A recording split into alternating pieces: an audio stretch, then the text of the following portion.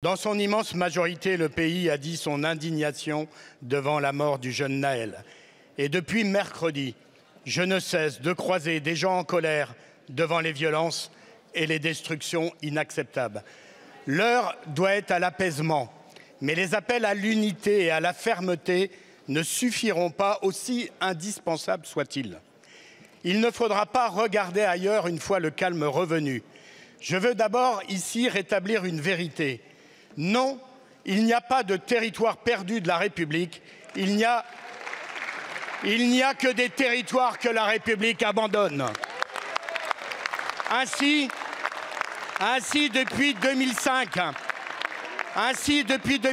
hormis la rénovation urbaine, tout s'est dégradé, notamment l'école, qui devrait être la prunelle de nos yeux et qui est le service public le plus maltraité.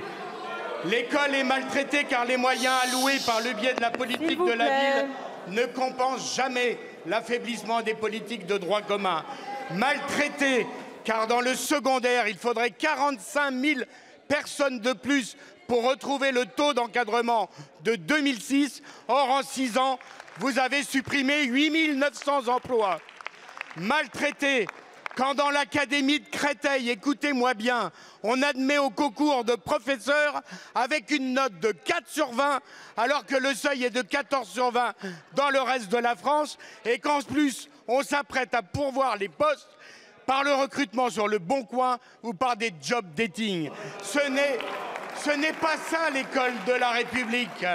Monsieur le ministre, nous croyons encore aux mots de Victor Hugo, selon lesquels, quand on ouvre une école, on ferme une prison.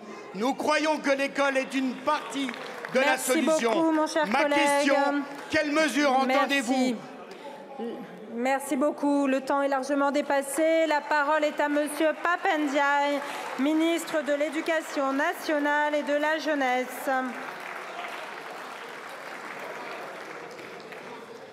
Merci Madame la Présidente, Mesdames et Messieurs les députés, Monsieur le député Stéphane Peu. Non, la République n'abandonne aucun territoire. L'Éducation nationale n'abandonne aucun territoire. Elle n'abandonne pas les filles et les filles de la République. Dans le département que vous citez, la Seine-Saint-Denis, les moyens d'enseignement, alors même que la population scolaire va baisser notablement l'année prochaine, les moyens d'enseignement restent au même niveau. Et, monsieur le député, c'est pour cela que nous augmentons. Est-ce que vous pouvez un peu de respect d'abord pour les enseignants, y compris les enseignants contractuels? D'une part, laissez-moi m'exprimer. Un peu de calme, s'il vous plaît. Allez, un peu de calme. Un peu de calme, monsieur le ministre, vous avez la parole. Ce que nous faisons en Seine-Saint-Denis particulièrement, ça a été, monsieur le député, le dédoublement des classes de CP, de C1, de grande section.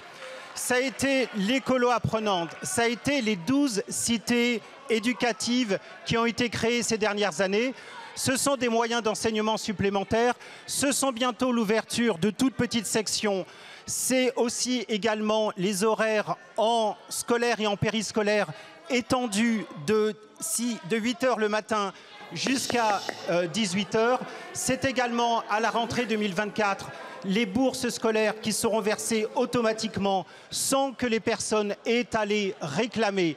C'est enfin un plan pour les 40 collèges les plus en difficulté sur les 130. Oui, ça ne vous intéresse pas, ma réponse.